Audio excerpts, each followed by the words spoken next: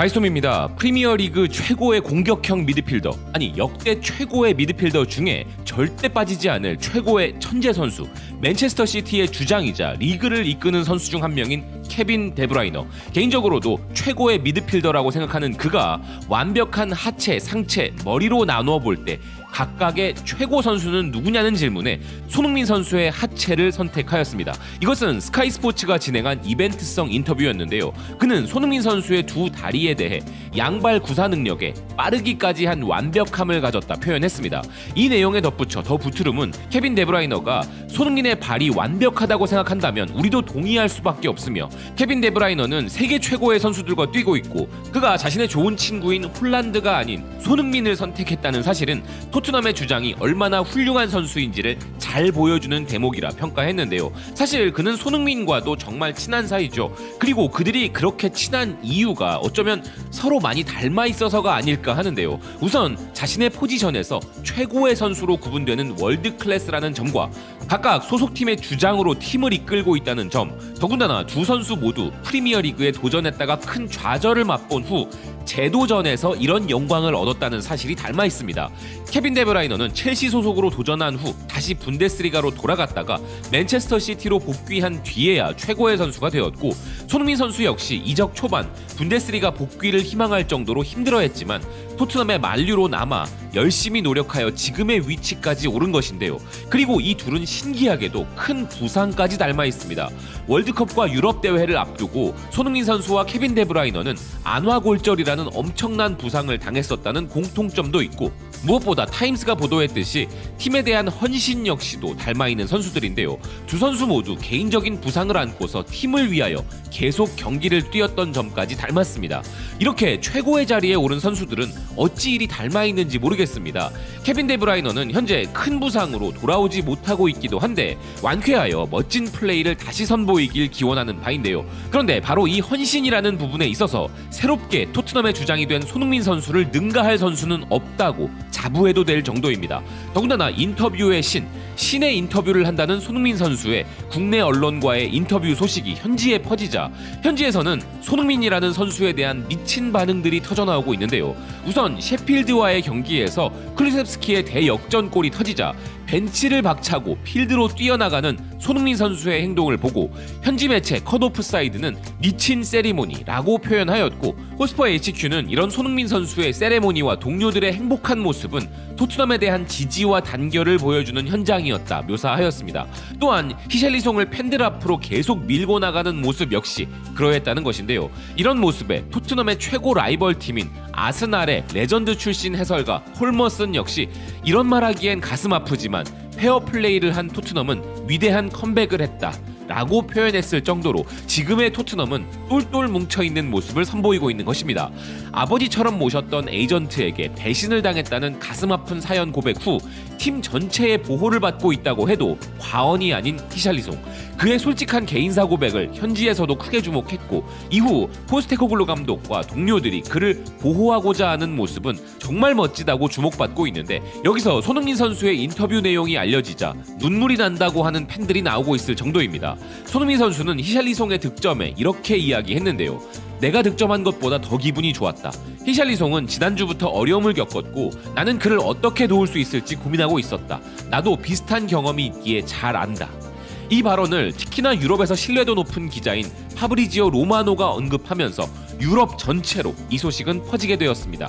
손흥민 선수의 이 발언에 대해 스퍼스웹은 손흥민이 환상적인 주장인 것은 바로 이 때문이라면서 손흥민은 솔선수범할 뿐만 아니라 극도로 이타적이고 타인에 대해 공감하는 능력을 가지고 있다 평가했는데요.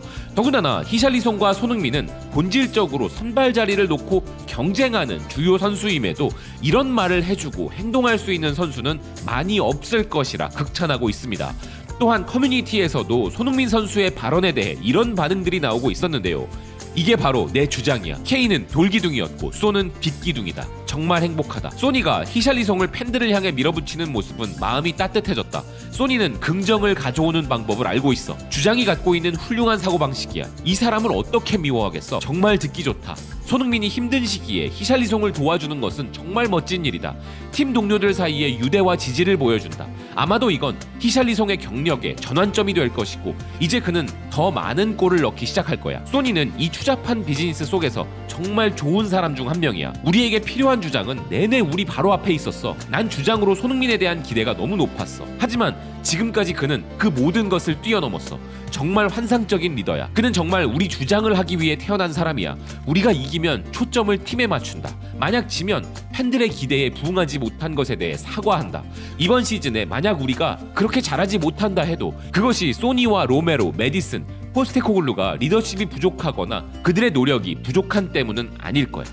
또한 스퍼스웹은 메디슨과 손흥민 선수의 브로맨스가 피어나고 있다 보도한 바 있는데요. 그러면서 기사는 소니에 대해 나쁘게 말하는 사람은 토트넘은 물론 상대팀에조차 단 한 명도 없을 것이라면서 낙천적인 성격의 메디슨과 손흥민이 잘 어울리는 건 놀라운 일도 아니라는 것입니다. 메디슨은 적어도 지금 이 순간에는 케빈 데브라이너급의 선수라고는 말 못하겠지만 토트넘에서는 케빈 데브라이너가 되어야 할 선수이고 손흥민 선수에게 양질의 패스를 넣어주던 케인의 역할을 기대할 선수이기에 이 두 선수 간의 브로맨스는 지금보다 훨씬 더 깊어져야 할 것인데요.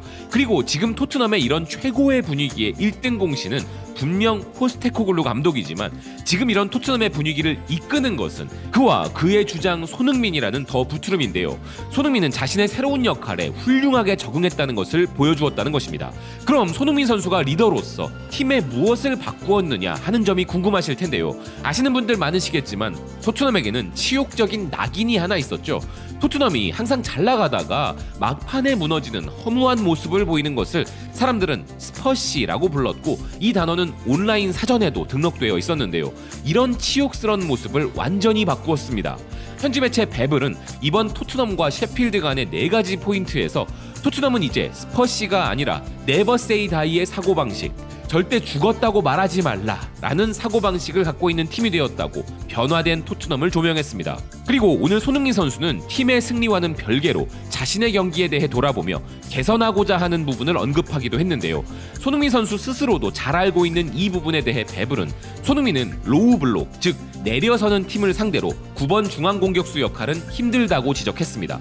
손흥민 선수를 중앙 최전방 공격수 자리에 세운 포스테코글루 감독이지만 셰필드의 3백을 상대로 고전할 것으로 예상되었고 실제 그렇게 되었는데 이는 피지컬적인 부분이 결정적인 영향을 미친 것 같다는 기사인데요. 공간이 없고 패스가 잘 오지 않은 경기란 부분도 물론 있었고 결과적으로 골은 히샬리송 선수가 넣었지만 그 전까지 최선을 다해 상대 수비를 괴롭히고 타이트한 압박과 수비 등으로 눈에 보이지 않는 활약은 분명히 있었습니다. 그렇지만 중앙 공격수는 그 이상의 결과를 만들어내야 하는 자리이고 손흥민 선수 스스로도 잘 알고 있는 부분이기에 스스로 더 개선하겠다고 한 부분일 것이며 이런 부분 또한 분명 결국 해결해낼 손흥민 선수라 생각하는데요. 문제는 현지 매체 디 애슬레틱이 분석하는 내용처럼 이렇게 토트넘을 상대로 내려서게 될 팀이 셰필드만이 아니라는 점입니다. 지금 현재 토트넘의 실력을 본다면 아마 상대할 많은 팀들이 이렇게 내려서서 전원 수비 후 역습을 노리는 전략으로 나설 것이라는 분석인데요. 히샬리송 선수가 그저 단발성이 아니라 완벽히 살아나준다면 손흥민 선수는 본래 자리 또는 어떤 자리에서도 활약해줄 수 있겠지만 만약 히샬리송 선수가 또다시 부진하여 손흥민 선수가 그 자리를 맡게 되었을 때 그 상대가 내려서는 팀이라면 분명 다른 해결책이 필요한 것이 사실일 것입니다. 그리고 손흥민 선수가 바꾼 팀 문화는 스퍼시만이 아닙니다. 가장 핵심은 아마 역전골의 주인공 클루셉스키가 말한 즐거운 축구, 손흥민 선수의 모토이자 자신의 에세이에서도 언급한 즐거운 축구를 하는 팀으로 토트넘을 변모시키고 있다는 점인데요. 그렇기에 전혀 걱정이 없습니다. 우리는 축구복이 많아서 손흥민이라는 역사에 길이 남을 선수의 활약을 신인 시절부터 지금까지 모두 지켜봐오고 있는데요.